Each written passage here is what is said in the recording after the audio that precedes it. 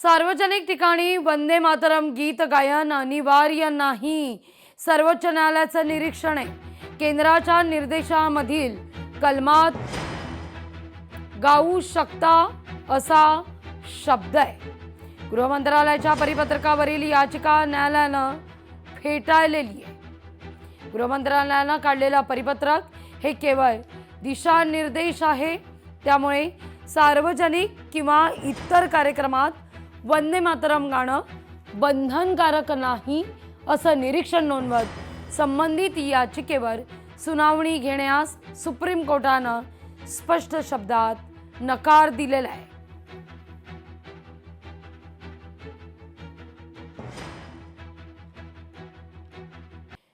देशभरामध्ये नवीन 100 विमानतळांसह 200 helipad उभारले जाणार आहे। देशांतर्गत हवाई वाहतुकीकरता महत्त्वाच्या असलेल्या उड्डाण योजनेच्या सुधारित स्वरूपास केंद्रीय मंत्रिमंडळानं मंजुरी दिली आहे। देशांतर्गत हवाई वाहतुकीकरता महत्त्वाच्या असलेल्या उड्डाण योजनेच्या सुधारित स्वरूपास ही मंजुरी देत असताना या संदर्भात निर्णय होताना दिसतोय।